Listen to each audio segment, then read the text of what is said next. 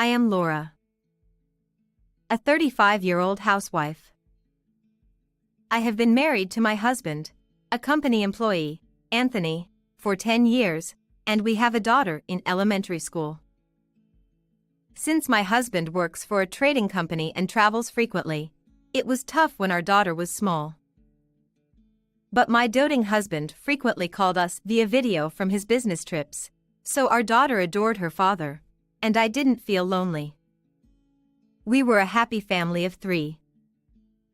However, even in such a peaceful daily life, I sometimes felt depressed. One mom friend constantly harassed me. This mom friend, named Candace, lived in the same apartment and our children went to the same kindergarten. We were on the PTA together and had been close for a long time. But something caused her to start hating me. I tried hard to mend our relationship, but her harassment only escalated. One day, she set a terrifying trap for me. The trigger for Candace's hostility was when we bought a house. We had been living in the same rental housing as her, but when our daughter started elementary school, we purchased a new single-family home. We stretched a bit, but living there, we felt it was the right decision. The new house was in an excellent location, close to a supermarket and the station. It also had a large yard where our daughter could play freely. I was grateful to my hardworking husband and determined to work even harder on housework and childcare. But Candace didn't like that. She suddenly became cold when we moved. At first, I was confused as I didn't understand why she had changed. We used to visit each other's homes frequently, but she began ignoring my greetings and sometimes glared at me with hatred. I finally understood the reason during our children's entrance ceremony when I had a chance to talk to her. After the ceremony, as I was leaving the school, she whispered in my ear, "Just because you bought a house, you think you're better than everyone else. You're such a smug woman." Then she said, "I thought you were my friend, but I'm disappointed," and walked away. Being hated by someone I considered a friend was shocking. I had never boasted about our new home and wanted to stay friends even after our children started elementary school. So, I tried to mend our relationship by smiling and talking to her, but her attitude didn't change. She even started spreading false rumors among other mom friends, saying I was getting arrogant after buying a house and looking down on those who don't own a house.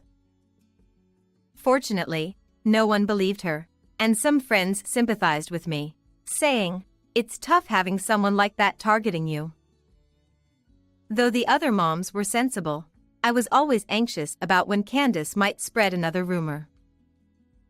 Even though I spent restless days, luckily, my daughter's elementary school had a large number of students, so our children never ended up in the same class, and eventually, Candace stopped bothering me. By the time my daughter was in 3rd grade, I had completely forgotten about Candace and regained a peaceful life. But I had underestimated her tenacity. She had been secretly plotting something terrible. One morning, I was cleaning the house after sending my daughter to school. Suddenly, the doorbell rang. When I answered the intercom, I saw 2 uniformed men on the monitor. A police car was parked in front of the house. "Why are the police here?" I was startled but calmed myself, thinking maybe there was an incident in the neighborhood, and they were here for an inquiry. I told myself, "It's okay, there's nothing to panic about," and slowly opened the front door. One of the officers asked, "Is your husband at home?" It seemed they weren't here for me, but for my husband. I started to explain that he wasn't home. "My husband is not at home." But then the officer's next words shocked me so much that I almost felt my heart stop. The officer said, "Your husband is suspected of molestation." My husband is suspected of molestation. I shouted involuntarily but quickly covered my mouth with both hands. If the neighbors found out my husband was suspected of molestation, it would be a disaster. The police said a woman had accused him of touching her inappropriately on a train. But my husband could never do such a thing, so I insisted there must be a mistake. However, the officer said, If you hide him, you'll be arrested too. I was at a loss, knowing my husband was innocent, when a woman appeared from behind the officers. It was Candace, smirking as she watched us. I thought she was just being a nosy onlooker, but she wasn't. Ignoring the officers, she barged into the house and said, If you don't want him arrested, I might consider settling for some compensation money. Apparently, it was Candace who reported my husband for molestation. The officers seemed troubled by her sudden mention of a settlement, but she continued. I was really scared at that time. And began describing the molestation incident with a pained expression. According to her, she was on a train when someone suddenly touched her. She almost screamed but recognized the face of the perpetrator, my husband. She thought about turning him over to the station staff but hesitated since he was her friend's husband. Before she could decide, he disappeared into the crowd at the next station. So she decided to report it to the police later. Then she, with tearful eyes and trembling, pointed at me. Molestation is a heinous crime. Officer, arrest this woman too. Indeed, if she had actually been molested, her fear and desire to catch the perpetrator would be understandable. And if I were hiding the criminal, I might be just as guilty. But her case was different. It's clear my husband couldn't have committed the molestation. To fabricate a crime and even act poorly about it, what is she thinking? I resolved to thoroughly expose this lying woman. All right. Time to get serious. I won't hold back. I'm sorry to trouble you by coming all the way here, I said to the officers. My husband has been overseas on assignment for 3 years. What? Overseas? The officers were dumbfounded. Actually, he had been away from the country for 3 long years. Just after we built our new home, he was ordered by his company to work overseas. The moment I heard about it from him, my world went dark. It's common to hear about people being transferred right after buying a house, but his assignment was overseas. Moreover, it wasn't a country we could easily travel to, and this time, it seemed like a long-term assignment, unlike his usual business trips. Although I was used to him being away due to his frequent overseas trips, I was deeply disappointed since our dream home was just completed. However, we couldn't refuse the company's order. I considered moving overseas with our family, but since our daughter had already completed her school enrollment, and she had many close friends in the neighborhood, she said, I want to go to school with my friends. So I decided to stay in the country with our daughter. So, as soon as we moved into the new house, we started living as just the 2 of us.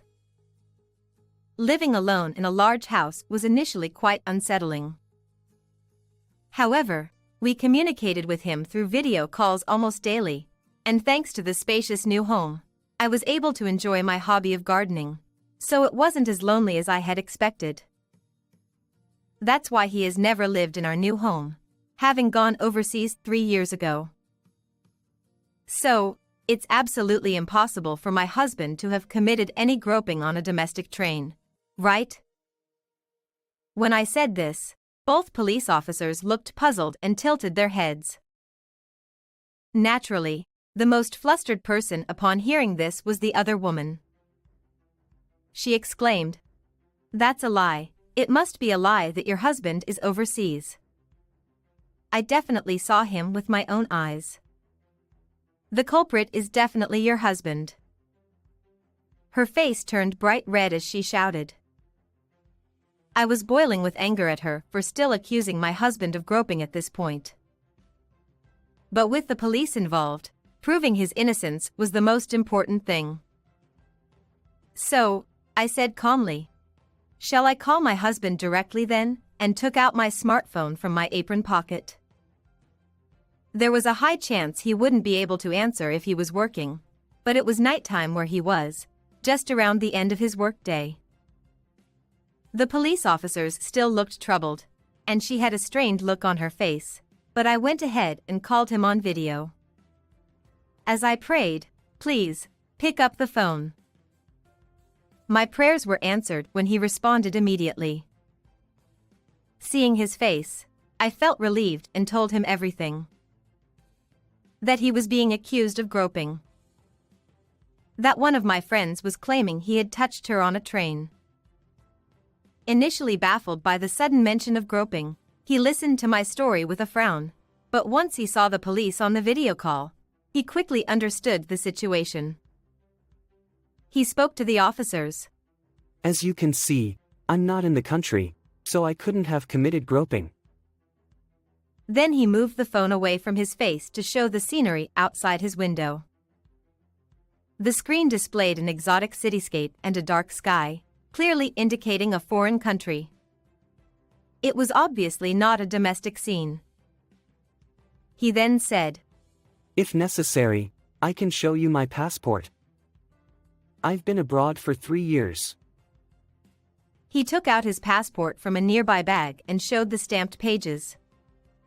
He continued, "If you still don't believe me, you can investigate further if you like." The police officer, looking apologetic, said, No, that's quite all right. Thank you for your cooperation. When I ended the video call, the officer turned to the other woman with a stern face. So, what is the meaning of this? Having witnessed the interaction, she was already pale. With wide eyes, she stammered, But I didn't know her husband was overseas.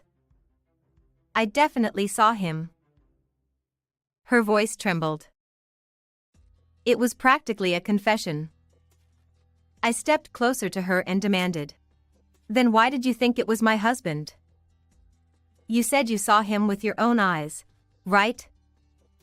Don't tell me it was a case of mistaken identity." She snapped back, "It's all your fault."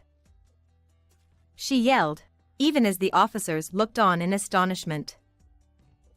"You bought a house and acted all high and mighty. Who do you think you are? I thought we were apartment buddies, but you betrayed me.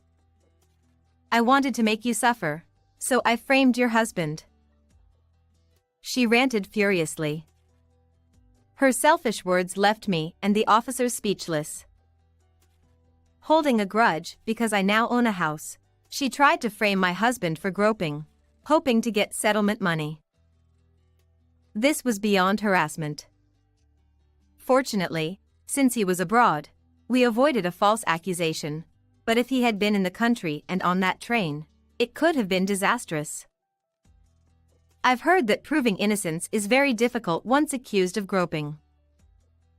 False accusations are absolutely unacceptable. However, she didn't understand the gravity of her actions.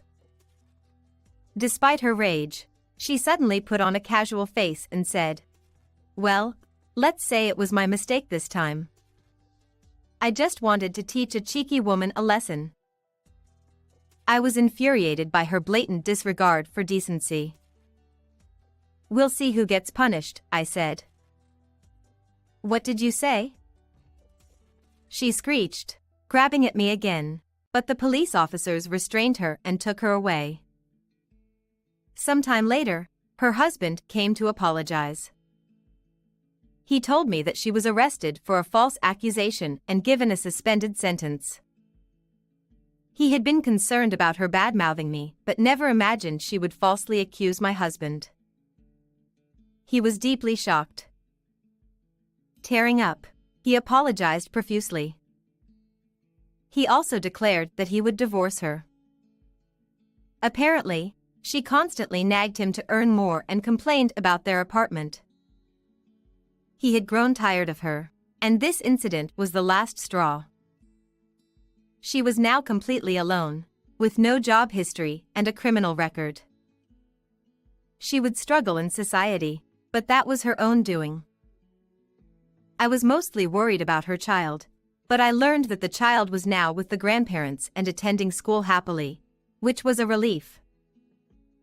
As for me, nearly having my husband framed by a jealous friend was a close call. Recently, he told me he might return soon. My daughter and I are eagerly awaiting his return, and we plan to continue living happily in our beloved home. Goodbye, everyone. How was this story? Please subscribe to the channel. See you in the next video.